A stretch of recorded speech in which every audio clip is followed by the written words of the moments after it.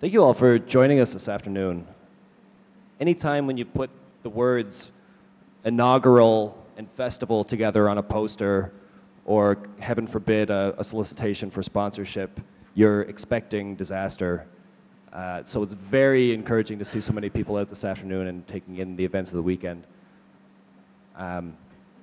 This is the inaugural Words London Festival, and support like this is fantastic to see, so thank you all very much for coming. When you say graphic novel, all kinds of assumptions are made. A new and promising literary genre, bogus trash made legitimate by a fancy name, a bastion of unfettered creative endeavor, or books for grown-ups with no attention span. Our guest this afternoon is one of the masters of the comic form.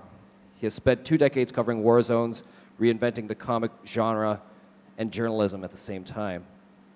He's the recipient of the American Book Award in 1996, a Guggenheim Fellowship in 2001, and 2 Eisner Awards. His books Palestine and Safe Area Gorazde are considered masterpieces and seminal in the comic form. His most recent works include The Great War, July 1st, 1916, The Battle of the Somme. It's a 24-foot panorama of the first day of the Battle of the Somme and is available downstairs in the foyer, along with the books of all of our authors who are here this weekend. Please join me in very enthusiastically welcoming Joe Sacco. Thank you.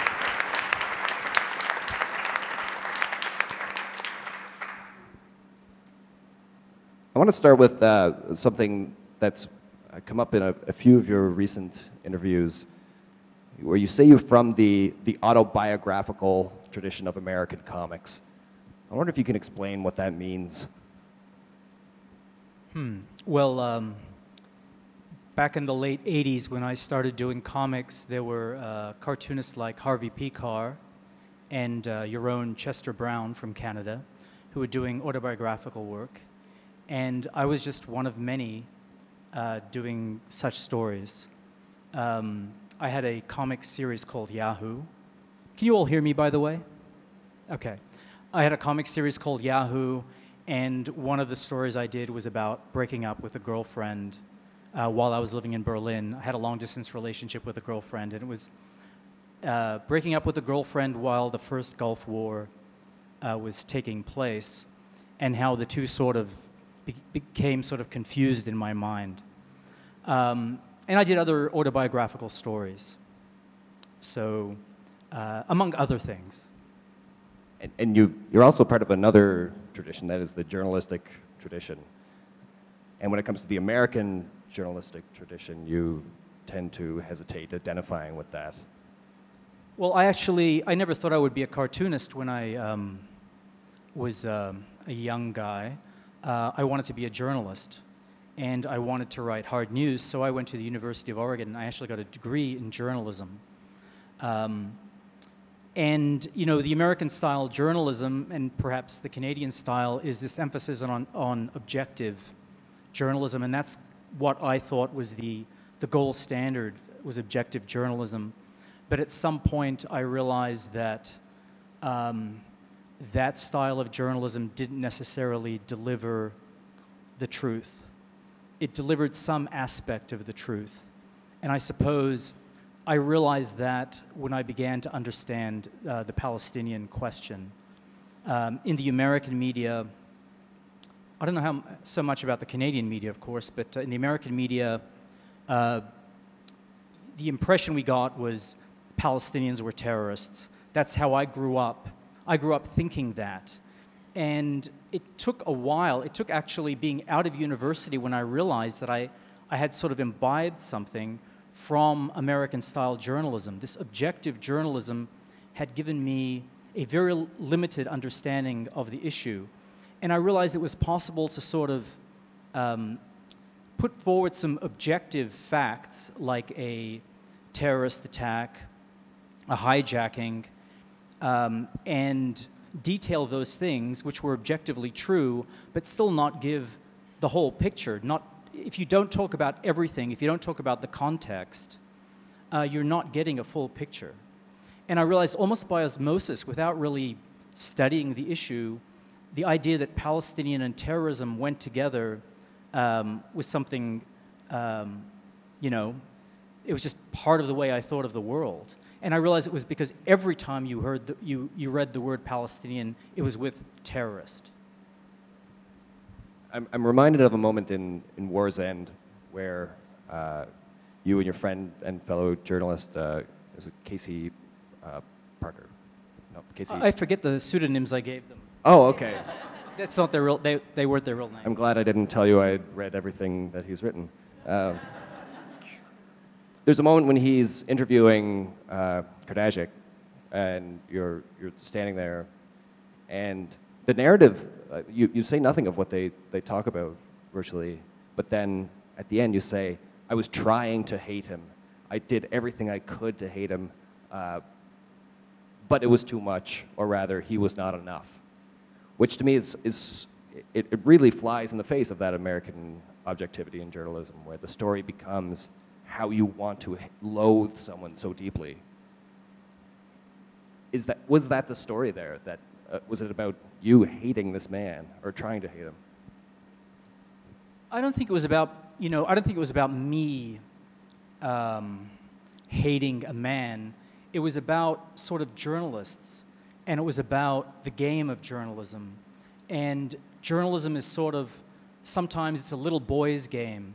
You're trying to go see this war criminal who's now in The Hague, Radovan Karadzic, and you sort of psych yourself up, you joke about it, and you finally get there, and there's an interview done. It's not an interesting interview by any stretch, but for me, I was never, by this point, didn't really think of myself as an objective style journalist, but it was a moment when you're sort of face to face with someone to whom a lot of crimes have been attributed. And I wanted to sort of look at it from that point, from many different points of view, but from a journalist's perspective, and definitely from my own perspective. In one interview I've read recently, you said when you got tired of drawing certain things in war zones, and that's why you were, in a sense, retiring from war zones. Was that one of those things? And if it's not, what are those things that took you away from there? Well, I promised myself I would just get out of journalism maybe about 2 or 3 years ago, but I find myself drifting back toward it. I needed a break. What I realized, it's easier to be in the field, talking to people, and getting some sense of their experiences and seeing things yourself. That's actually easier than drawing it. Because journalism is I would call it a relatively cold profession. I imagine it's like being a doctor. I mean, you have to have some sense of a bedside manner with your patient or your interview subject, but ultimately you're there for a reason. That is to sort of open up the person, get to the organ you're looking for or the story you're looking for, and then sew them back up. And it's a very sort of cold thing to do, and you have to be rather clinical about it. And I find I'm relatively good at that.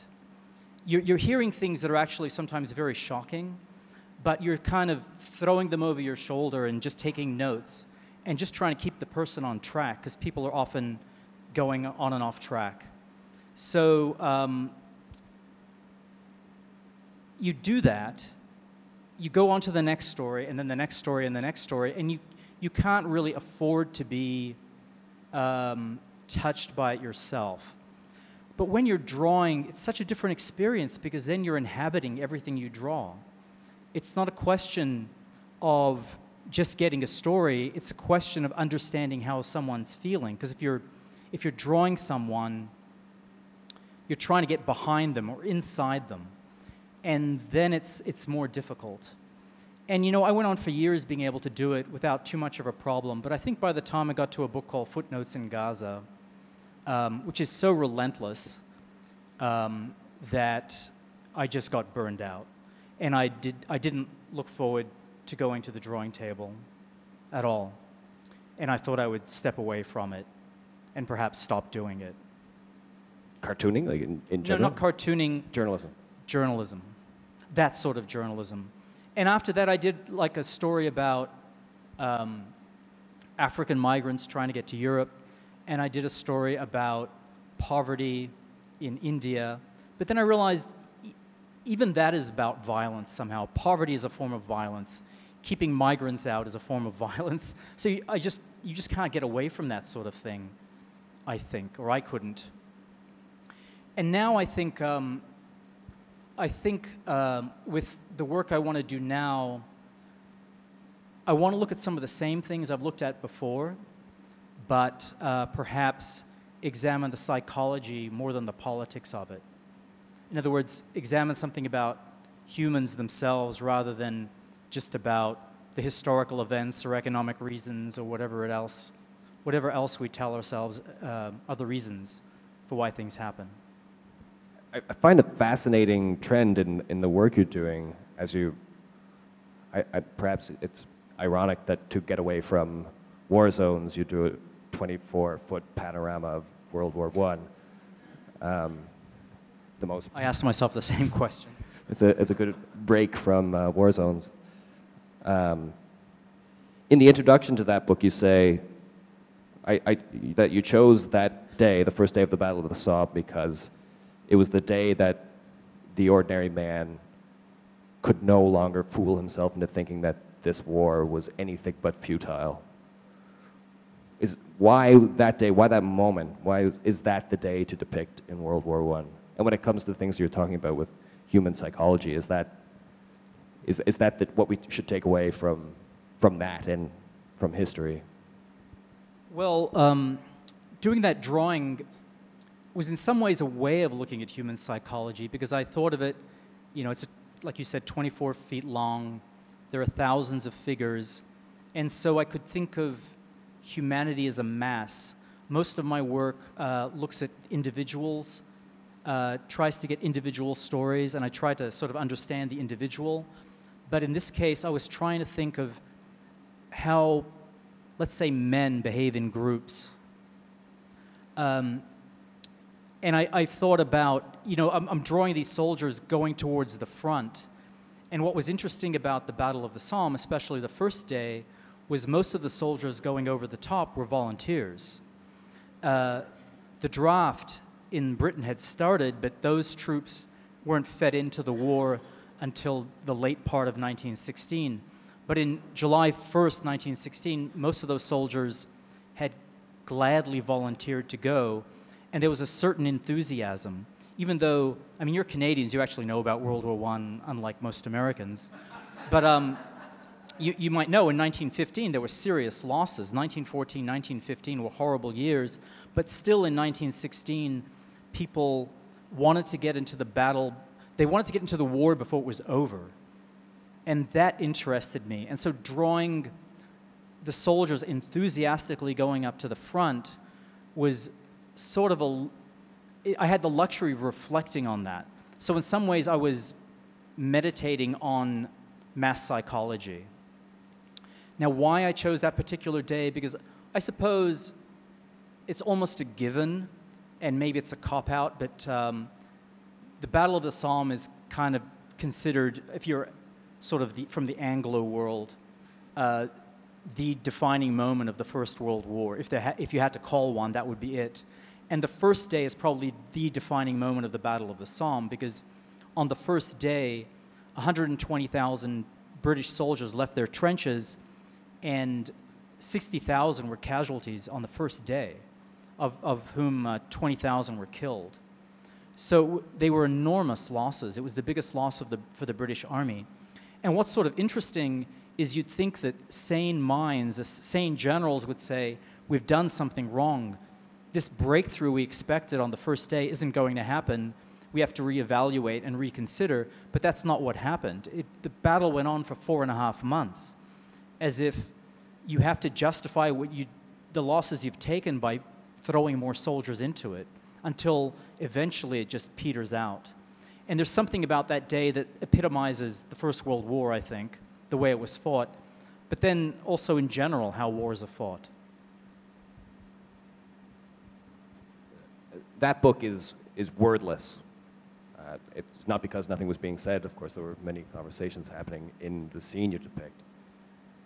And yours is the second major graphic novel in the last year. I'm thinking of Spiegelman's Wordless graphic novel, which has also come out.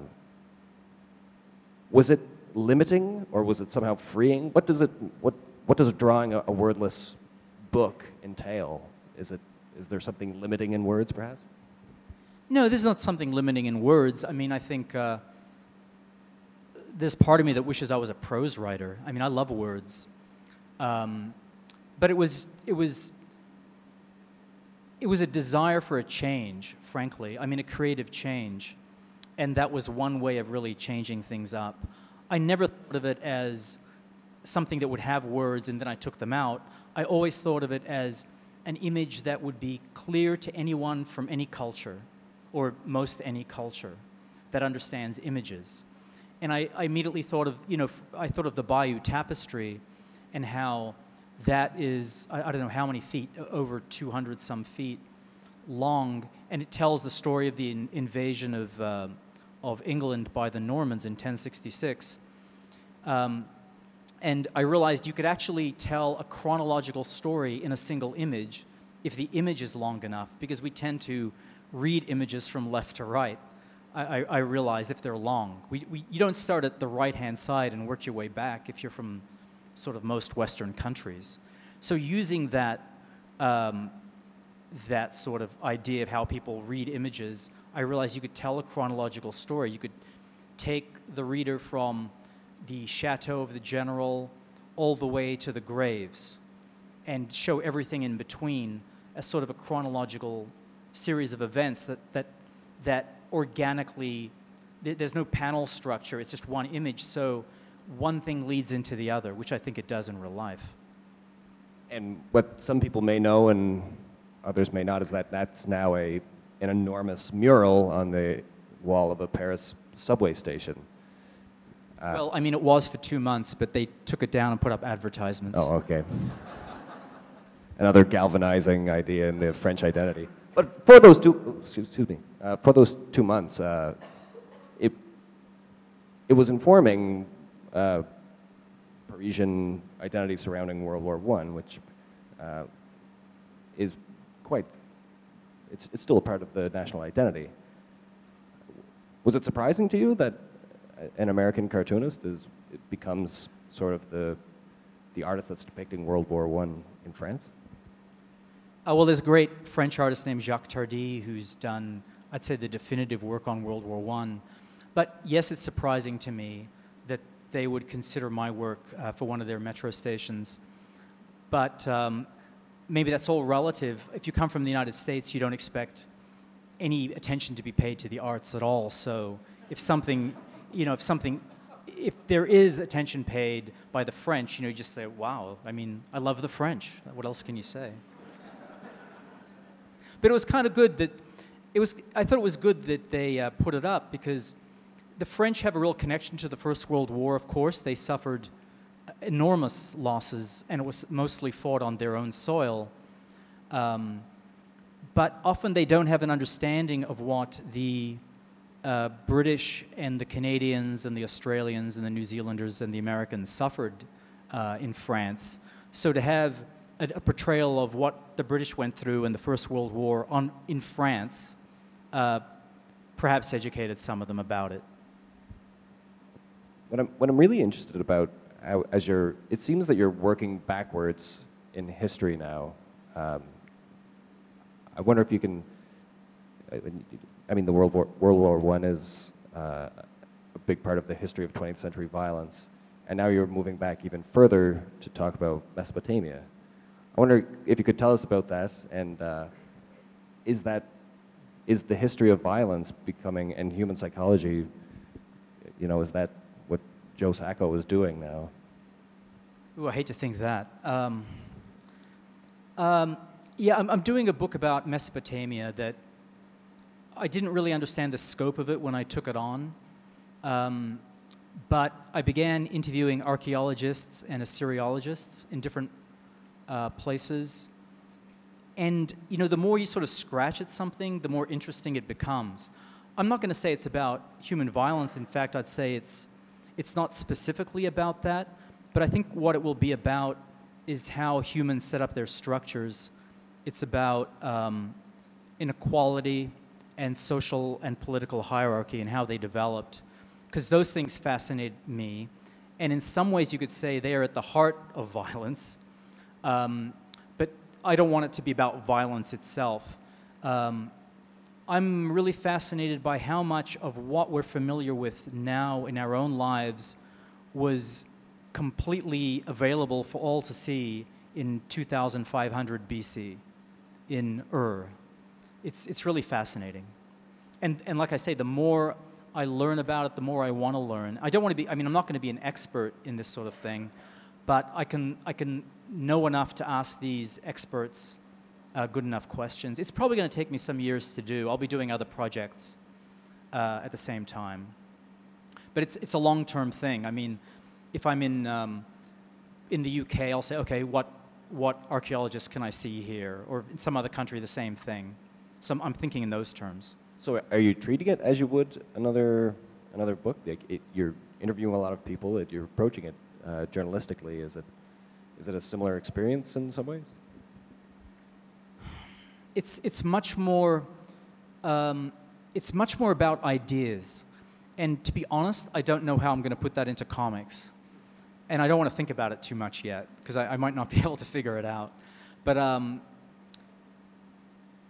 it's not exactly, you know, when I'm interviewing someone and they're telling me a story about being in the Gaza Strip in 1956, I can, as they're talking to me, I can sort of see it in my head how I'll draw it. Or when I have the script, when I have the transcript in front of me, I can sort of just picture it in my mind. But when you're talking about, you know, the financial systems and the taxation systems in ancient Ur, the first thing that's not coming to your mind is, oh, I can draw a real interesting picture of this. And I do think, oh, how am I going to draw this? But I'll figure it out, or not. One thing you mentioned as you were talking about the Battle of the Somme is you talked about the luxury of reflection. There's this period between World War I and now where we can think about it much differently than, say, in the 1920s. And at one point you say that or you've said that in Palestine they don't have the luxury of being able to reflect on their own history the way, and I think the example you gave was the Battle of Britain, the way British people reflect nostalgically on the Blitz and so on. So my question is, how was World War I and Mesopotamia and more recent events, for which there's an extraordinary reflective history, how are you able to depict the trauma that exists without that? Boy, that was a great question, huh? I'm not sure without what, though. I guess I'm interested in this, in that gap, particularly with Palestine, how there's never been a reflective history. Yeah, I mean, this is something I realized when I was working my book, Footnotes in Gaza. I was there really to examine something that took place in 1956. And I was there about more than 10 years ago. But at that time, the Israelis physically still occupied Gaza. And I was in a town where I was interviewing people about 1956, but 200-300 meters away, Israeli bulldozers were knocking down Palestinian homes. And even older people I was interviewing would say, why are you writing about 1956? Why don't you go outside and see what's going on now? And it made me think that the thing about Palestinians in particular is that there have been so many things in their history. As someone said, events are continuous. They're constantly living history. What happens today that seems very significant will be eclipsed tomorrow, or that's how it seems. And I compared that to, say, how the British view the Battle of Britain.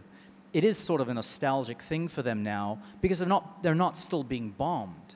Because if they were still being bombed, they wouldn't be thinking, oh, you know, the nurse met the RAF pilot and it was a beautiful romance. They wouldn't think in those terms. They would be worried about what was happening today, and what happened in 1940 wouldn't matter as much.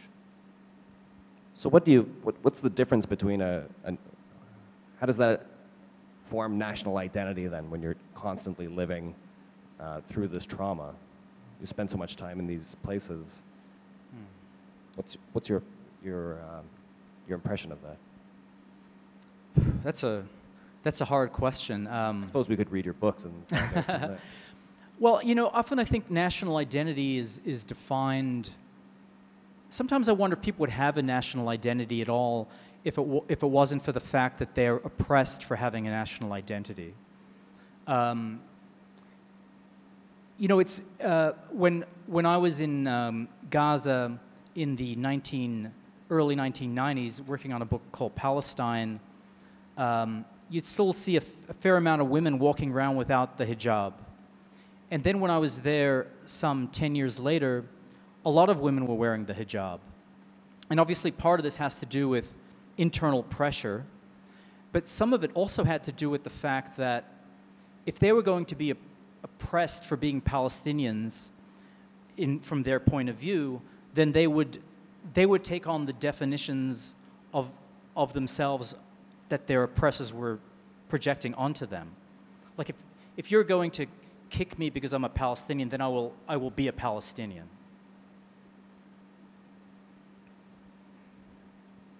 And when you were doing a book like Days of Destruction, Days of Revolt, did you have a sense, was it too close to home to think about national identity in the US?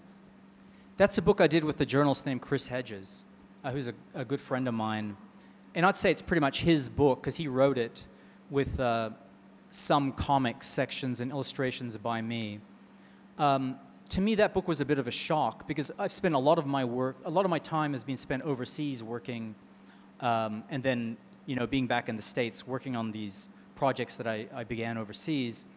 But this was the first real book I did about the United States, and it was about those places in America what Chris would call sacrifice zones, places where natural resources are extracted, sent to other places, and the areas themselves just simply don't matter. They're only there to be milked, and the people are only there to be worked, and that's about it. I mean, places like West Virginia, the coal mines of West Virginia, the farmland, hardly farmland, it's actually sand in Florida where a lot of America's vegetables are grown. It was shocking to me because a lot of things I'd seen abroad, I saw reflected in the United States. Even driving through West Virginia, these old coal mining towns that are actually famous in coal mining history, and then, you know, every second or third home has collapsed from the weight of snow because so many homes are abandoned, because so few people live in these places now. They're like ghost towns.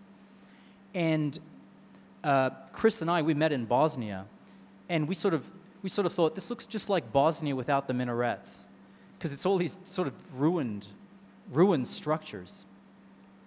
And it is shocking to see something like that. And I think one of the things I realized is how, I guess it's true for all of us, and it's probably true for me to some extent, but we're all self-medicating on some level, and some people are self-medicating quite a bit, you know, whether it's drugs or alcohol or some other way of just getting through very difficult times. How did you decide in that book, okay, because you're going to do these sections, I'm going to take on this? What was it about the moments that you document? Were they indicative of the larger project, or was it by chance that you chose those ones to draw? The particular stories I drew? Well, I basically took those stories that would lend themselves most to sort of a visual representation. One of the stories I did was about a guy who was a coal miner in the 30s, and he was in his 90s at the time. And so he worked in the coal mines when they were still bringing coal up by mule cart, and he'd fought at the Battle of the Bulge, and then he was back in the mines until the Great Layoffs. So his stories could tell a very encompassing history of coal mining in this century, or the last century. So it was like one of those things I worked out with Chris, what stories he would take, what he would write, and what stories I would take. And he was very generous with that sort of thing. He would, we'd be interviewing someone, then he'd look at me and say, "This is perfect for you." And he was right. And if I could I'd like to talk more about that, about your process. You've talked about it many times, and maybe you could tell us a bit about how you actually begin when drawing, how you begin a story after you've done the documentation, interviewing people and so on, how you actually begin putting ink on the page or pencils. Well, I mean, one thing you should know is I hardly ever do any sketches in the field, just because I'm so busy. I guess I was trained as a journalist to be talking to people all the time, so I think of myself as a sort of basically a newspaper guy who's asking people visual questions sometimes. I take photos for reference. I get back after however long I am abroad. I get back home and I organize my notes, which can take weeks, and then I start writing a script, which writing I never know how long it's going to take. It could take weeks, it could take months. And then I have a script in front of me, and this is not advice to any cartoonists in the room, but I don't storyboard at all. I take the script, and each day I sort of look at it and say, okay, I'll draw this part of it. It'll take these 2 pages to tell that part of the story, and I break it down right there that morning, because I need something spontaneous. Because often I'm working on a book for 3, 4, 5 years, and if I'd done a storyboard 5 years ago, the idea of like reading some directions I gave to myself 5 years ago just doesn't seem appealing, and sort of would lose the spontaneity, I think. So then I just draw, and to me drawing is, I mean, don't take this the wrong way, but it's like digging a ditch. I sort of know how far I can get every day, and I basically say, okay, it's 5 days or 2 pages.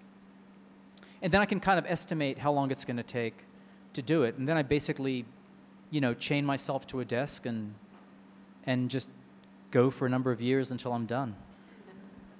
I get the sense, reading sometimes, it's like a gut punch when you see a page like this one, for example, where there are thousands and thousands of lines, and you date your drawings. Each page has somewhere hidden in it is the month and year that it was drawn.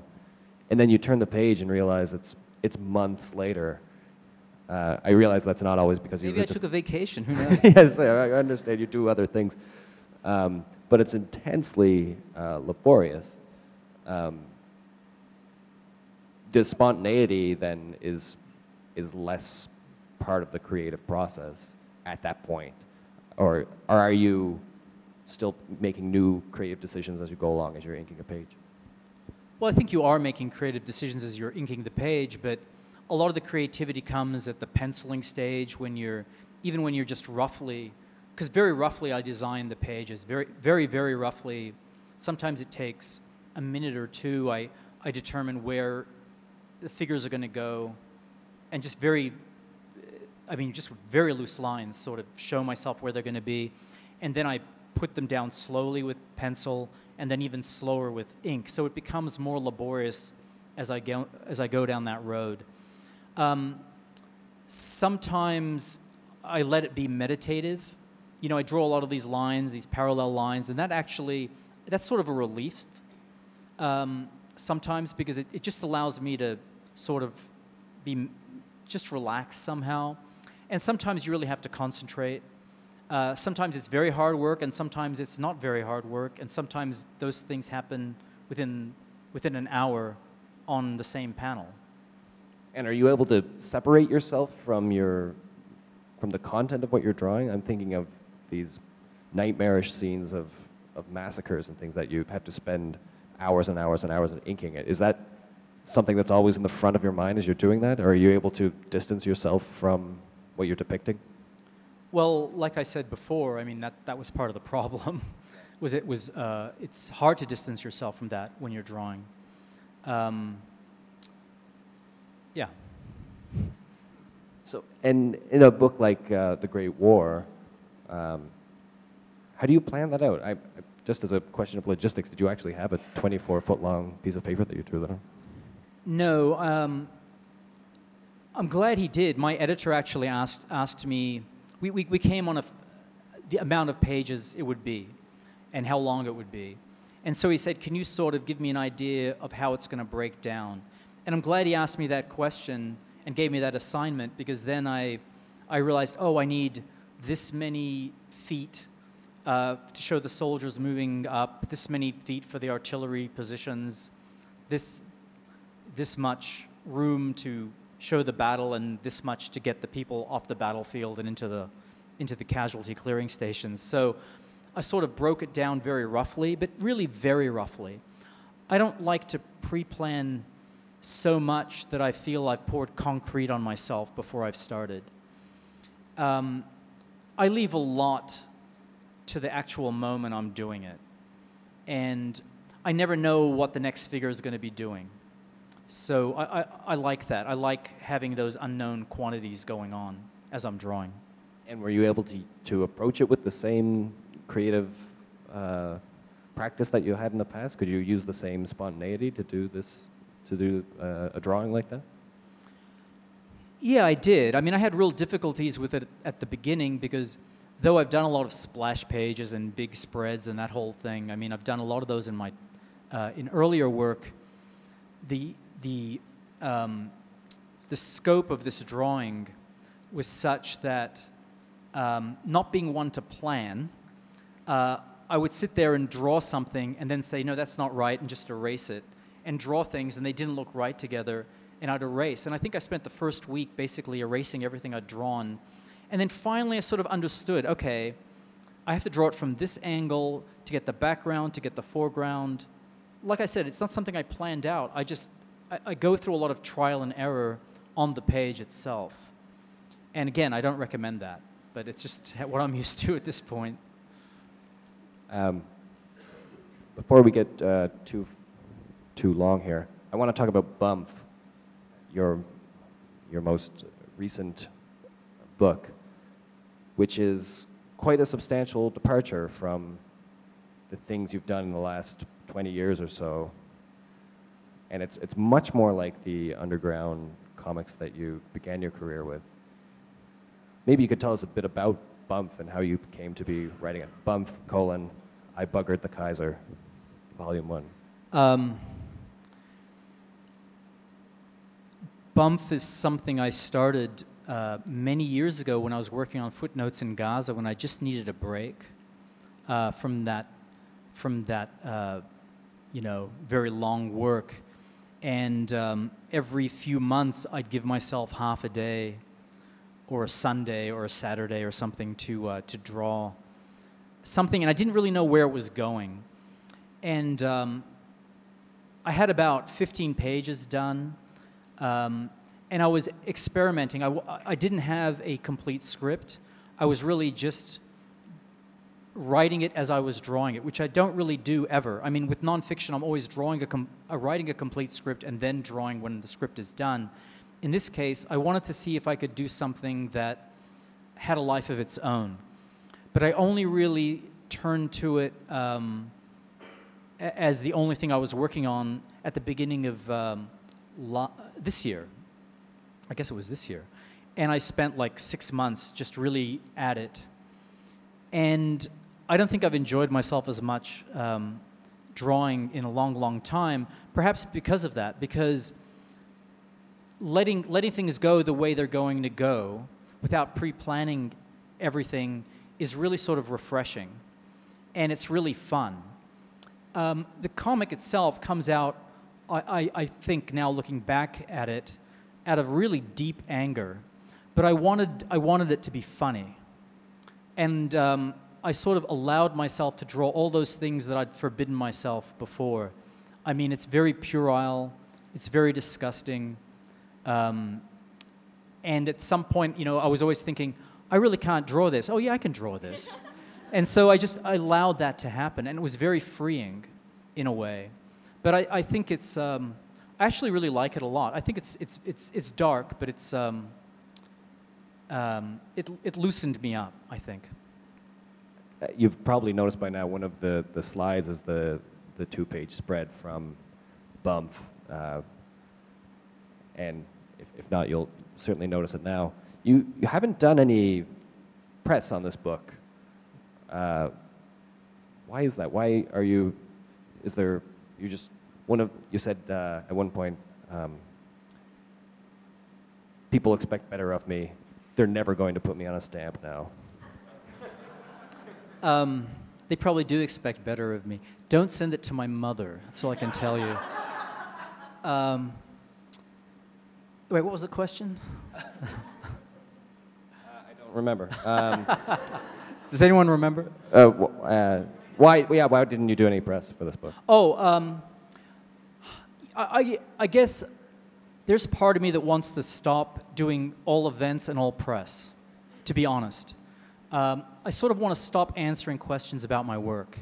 Oh, God. But I realize, don't take that the wrong way, but I realize that if you're doing journalism, it makes sense. I mean, people want to know about a subject.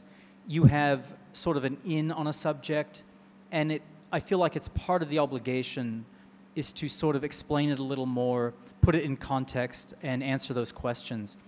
But something like Bumf, to me, I won't say it explains itself, because actually there's some very, the references might be very obscure if you don't understand some parts of American politics. I have some European publishers that are going to print it, and I'm sure it's going to fail miserably in Europe because it's so American in its way.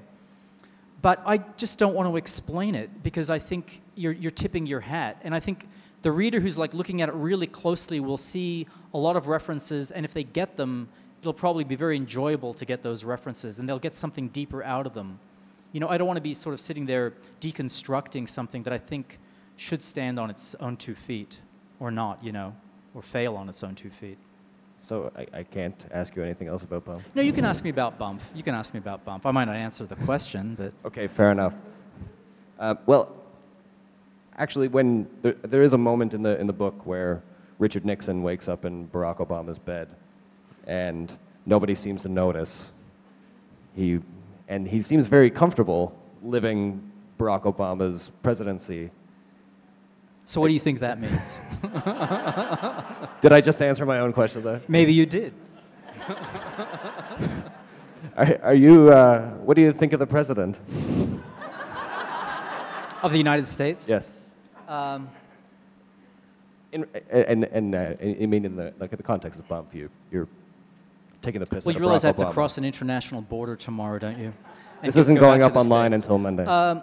I'm not a huge fan of Barack Obama, and I say that as someone who I won't say I was seduced by him, because that sounds really bad, but I did try to sort of take a step back from cynicism. Initially, the idea of hope and change seemed really empty to me, but at some point, I thought, why am I being such a cynic about this man? He seems so intelligent, and he is. He's an incredibly bright man. And after 8 years of George W. Bush, who probably was more intelligent than he was projecting, it was a relief. And I'm not saying everything Obama has done has been to the detriment of the United States, but I really wanted executive power to be pulled back, and it hasn't been. And, I mean, Bumf comes out of that frustration. And so when you say you wrote it from a place of deep anger... You know, most of my work is from deep anger. And I don't think anger... I think anger can be a very constructive emotion. You know, a lot of people sort of think of anger as, oh, don't be angry, but, you know, be angry, but don't be violent, or be angry or think of a constructive way to use your anger. I don't understand why people aren't angry about so many things in the world, or about their own situations, you know? And I don't mean to give the impression that this whole book is about Barack Obama somehow. It's not. That spread I was mentioning before is to me, there's so much. It's like this. I don't mean to say bar thing, but it's like everything is there all at once, from planes flying into the World Trade Center, and a priest molesting a child, and a cat cut in half, and all of these horrible things, a guy getting shot in the back of the head. And it's clear that you know that it is coming from a place of anger, but was that cathartic? Did it feel good putting that on paper? But that's, yeah, I mean, art is kind of the only revenge I have on life, so it does feel kind of good. You know, whether it does any good is another question entirely. And with that, I would like to take this opportunity, I know a lot of people here have questions, to throw it to the audience at this point. If anybody has any questions.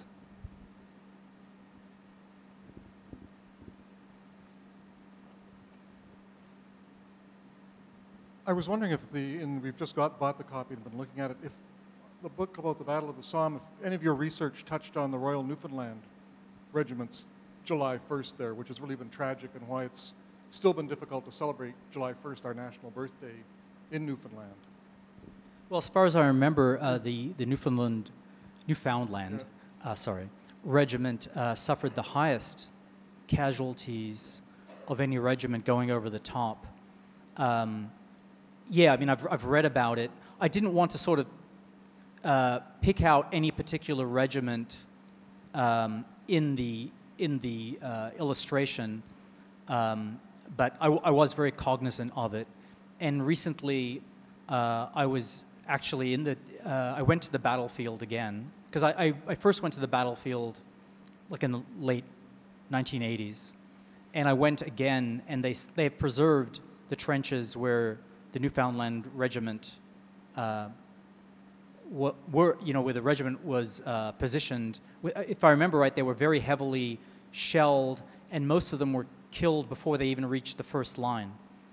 So yeah, I mean, I'm cognizant of what happened, but again, I didn't want to single out any particular regiment. Just a technical question. Technical question. When you do the drawings, how large are they, or how small are they, like for the books? Okay, for what you're holding, Bump, I actually wanted to draw exactly the same size as it would be printed. But often and normally I draw bigger. Sometimes, let's say, a third as large as what you're seeing. So the Gaza books then were a bit bigger. Yeah. Okay. Yeah. I mean, it's constricting sometimes to draw in a very small space. It's actually easier to draw big. But what I find is if the printing isn't exactly perfect, you lose a lot of lines when it's reduced. And so with Bump, I wanted to just draw one-to-one and feel like no line's going to be lost.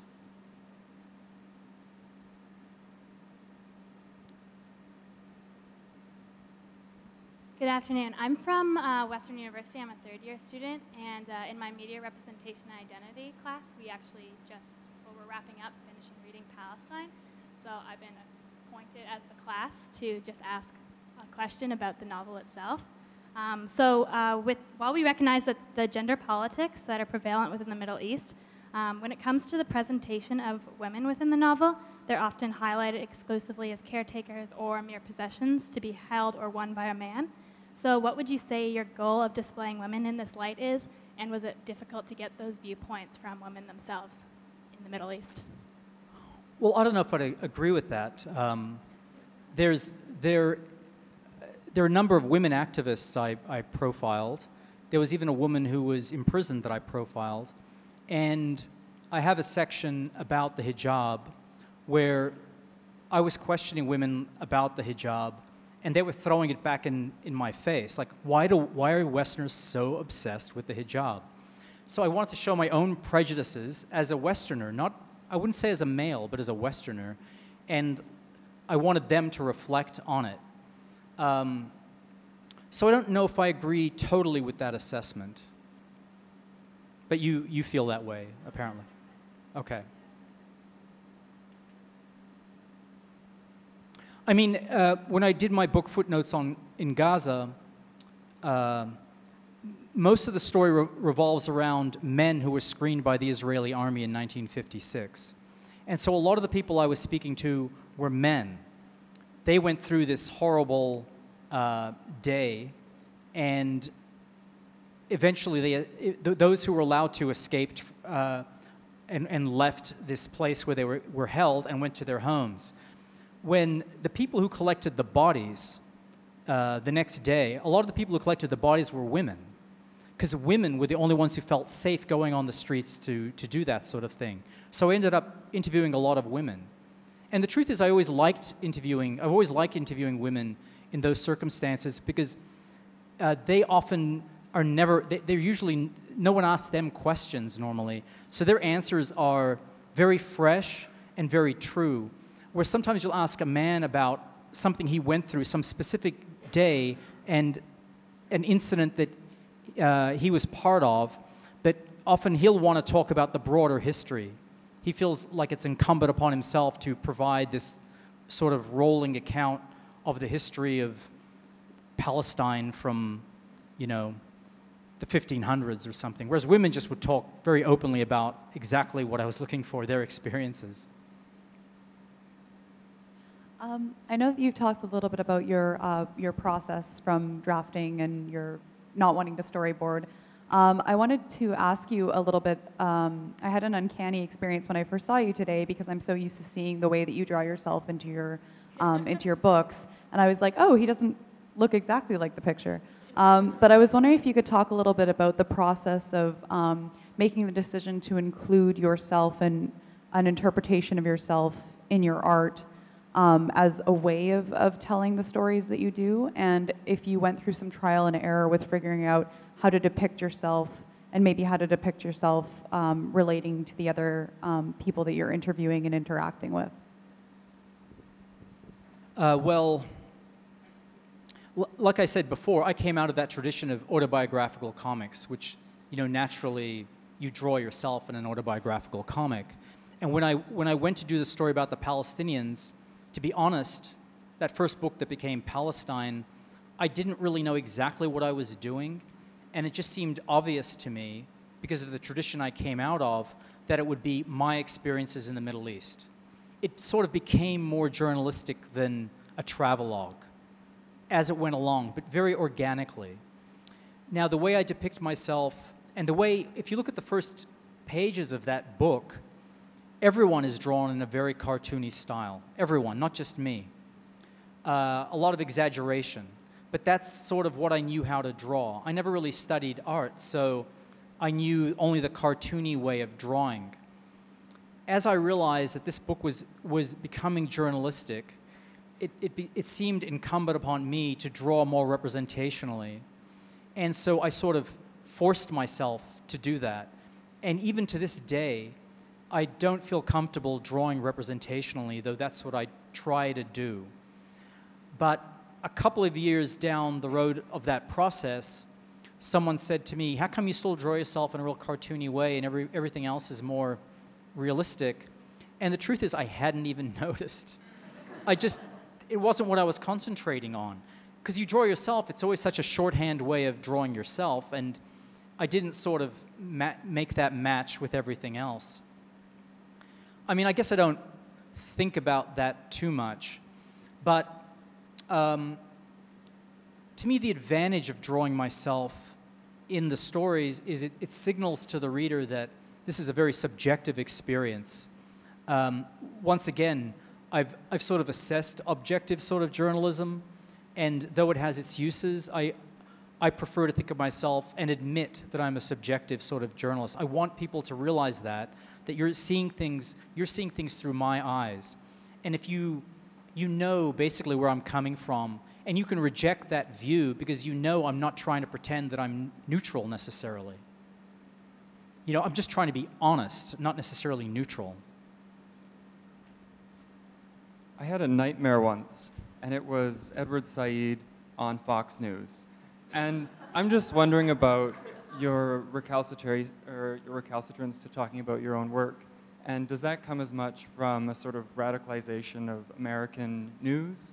as much as a confidence in your own art, or does that play into how you think about the public sphere into which you talk? I didn't catch the last part of what you said. How does it play into the... Does that influence the way that you talk about your work? The very ready way that people on Twitter and social media will rapidly engage or attack with people because it's very easy, and how extreme that has made many responsive news sites become? Does that influence you at all? No, I wouldn't say that influences me. I mean, actually, you know, the truth is I've talked a lot about my work, and I bet I'm interviewed quite a lot compared to a lot of cartoonists, because I think journalists like me because I'm doing journalism, and they feel like they've got some sort of a peer when they're talking to me. Whether that's true or not is besides the point, but I get interviewed quite a bit. There just comes a point when you've answered the same questions over and over again, and you begin to worry about your answers, because people will ask you, why did you go to Bosnia? And there's a real heartfelt reason for that, but when you say it 50 times, you're no longer sure if you believe it yourself. It begins to sound phony to you, you know, or to me. And so I sort of want to hold on to some of those things just for myself. So that's the reason for maybe wanting to be a little more, to take a step back. I had a question that sort of speaks back to the previous comics panel when Deanna was speaking about her work and the kind of page layout choices that she would make, and she said that she tends to prefer and sort of rely on the traditional 9-panel format. And I was thinking about that in terms of specifically Palestine and how you rely on a whole number of ways of laying out your pages, some more traditional, others with the sort of exploding and overlapping panels. And to a certain extent, I was thinking about that in terms of a way of maybe representing the chaos of some of the scenes that you found yourself in. But I was wondering whether there was ever a conscious choice to also, to a certain extent, make your reader work for it when they were reading their way through your narrative. So this idea that sometimes when I'm reading it, I'm almost physically working with the book in order to follow the trail of the dialogue and of the images that you present. I think there's some truth to that. And the way you depict it, I think there's some truth to it. But there's more to it than that in a way, because, and I sort of hate to admit this, but because comics is such a laborious process and you're spending so much time drawing, I had to, especially when I was beginning, I had to come up with ways to interest myself as I was drawing. So I would come up with these kind of crazy angles to make it interesting for myself as a drawer. Later I realized that didn't often, or didn't always, let's say, advance the story. I've learned to be more constrained. And sometimes I realized you have to be bored as an artist drawing something in order to sort of fully get across something the way it should be got across. Now sometimes, yes, a chaotic panel, when you're trying to depict chaos, that's great. But I don't think an artist should be just doing that to amuse himself, as I was at the beginning. More questions? I was wondering if you'd be interested in picking up the very last thread of your interview earlier, which was about good, and what good maybe you can hope for. You were talking about how good it felt to write this previous book, but you said it's a very separate question to ask what good the book could do. So I guess I'm wondering about, I guess, Palestine in particular, your book, but what do you hope for with a book like that? I recall a scene in that book, actually, where I think you're being berated by woman as a part of a group whom you're interviewing, and she says, journalists come here years, like repeatedly all the time, they say, oh, we'll bring the information back, we'll spread it around, something will happen. She says, they leave, years pass, nothing happens, you know, what are you doing? But of course you have to keep going with this book, but I wondered with some years of hindsight, maybe how you felt about that, or yeah, what do you hope for with your work? And you know what, when people confront me that way, and just recently I was somewhere where someone confronted me with the same question, like, what good is it for you to come here? You're just going to go and get a story, and we're going to be sitting here still. I never quite know how to answer that, to be honest. I do the work I do out of a sense that I have to do it, whatever that means. And what good it does is sort of not up to me. I'm sure many journalists, writers, artists have done works and not known how they would resonate or if they would resonate at all. But I think you trap yourself if you begin to think in those terms. You just have to do the best work as you can, and you've got to make it a good work, and it's got to reflect something, from my point of view, it has to reflect something accurately. And then what good that does, I don't know. You know, sometimes people come up to me and say it helped them understand it, blah, blah, blah. But whether that in the long run makes a difference, I can't say. We have time for maybe one more question. Yes? Hi, I'm also from Western, from the Media Identity and Representation course. A hot topic that we have tried to figure out and have not been able to. Why did you choose to not draw your eyes in all of the images? Specifically in Palestine, we realized you have tons of detail in all of your images and yet fail to draw your eyes from any perspective that you take, and if there's a reason. This answer is going to be such a disappointment to you. I'm so sorry in advance. So awful to say this. The eyes are the window to the soul. I mean, it's like one of those things that just seems like such a trivial thing to say, but that's how I thought about it. I thought, I'm going to show some aspects of my personality, but not everything. And in some ways, not showing my eyes is a way of letting the reader know that you're not seeing me fully. It's not that what I show of myself is inaccurate. I'd say it's very accurate from my perspective, the way I think about myself, but it's just not the full picture. Is it? I don't know if that disappoints you. It probably does. It's a letdown, she said. It's a letdown. All right. Friends, please join me in thanking Joe Sacco. Thank you.